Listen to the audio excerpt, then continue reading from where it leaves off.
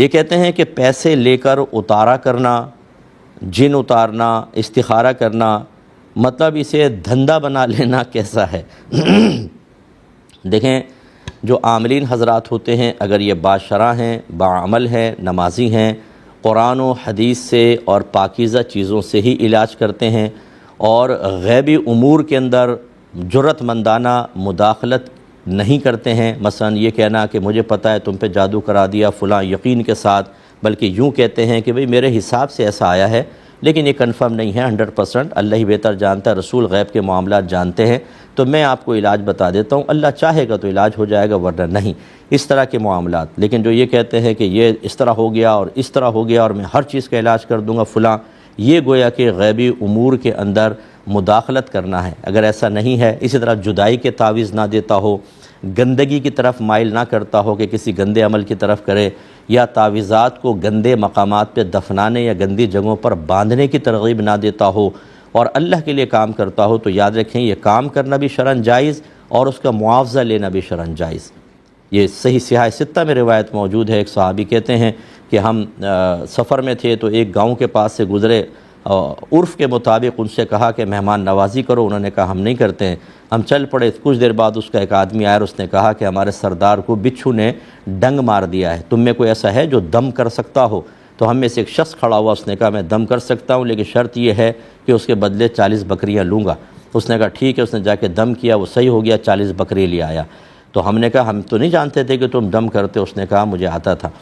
اب اختلاف پیدا ہوا کہ ان بکریوں سے نفع اٹھا سکتے ہیں کہ نہیں، تو ہم کہتے ہیں کہ ہم نبی کریم صلی اللہ علیہ وسلم کی خدمت میں گئے اور یہ بات عرض کی، سرکار مسکرائے اور فرمایا کہ آپ نے کیا چیز دم کی؟ انہوں نے کہا میں نے الحمد شریف پڑھ کر پورے کامل یقین سے دم کی، اللہ نے اس کو شفا دے دی۔ ہم نے پھر پوچھا یا رسول اللہ، ان بکری سے ہم کوئی استمتاع کر سکتے ہیں، انتفاع کر سکتے ہیں، نفع اٹھا سکتے ہیں؟ رحمت کونین صلی اللہ علیہ وسلم نے ارشاد فرمایا کہ ہاں، بلکہ اس میں میرا حصہ بھی رکھو۔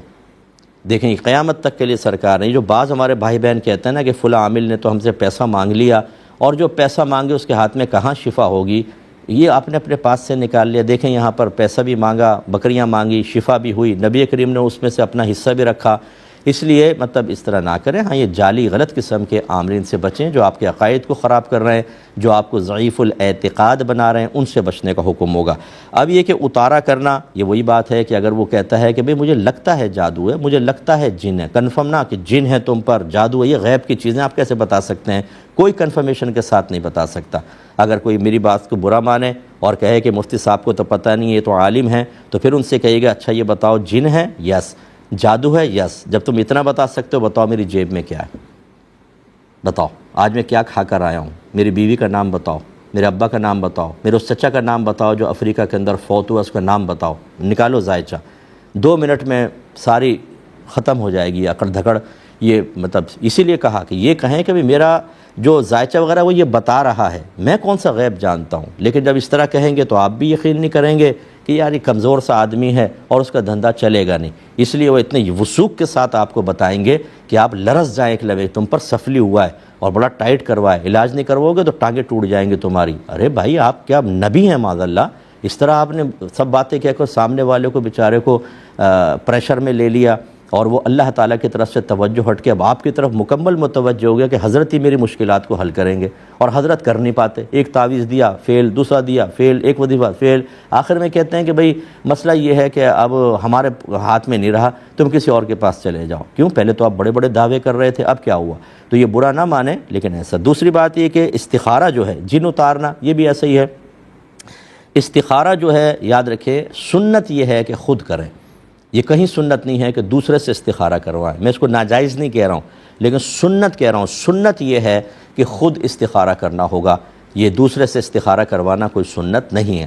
اور اس کے جو طریقے اختیار کیے ہوئے ہیں، کوئی تسبیح سے کر رہا ہے، کوئی اہدنا الصراط المستقیم رکھ کے پانی میں رکھ رہا ہے، سیدھی طرف چلا گیا تو یس، الٹی طرف چلا گیا تو نو، پھونکے مارتے ہیں اور پھر وہ کرتے ہیں، یہ طریقے صحیح نہیں۔ جو میرے نبی کریم صلی اللہ علیہ وسلم نے بیان فرمایا اس طریقہ استخارہ کو اختیار کریں۔ میں گزارش کرتا ہوں یوٹیوب پہ جائیں، لکھیں استخارہ بائے مفتی اکمل، میری جتنی کلپ آئیں 4 5 6 ان کو اچھی طرح غور سے سن لیں، بہت کچھ آپ کو انشاءاللہ سمجھ میں آئے گا۔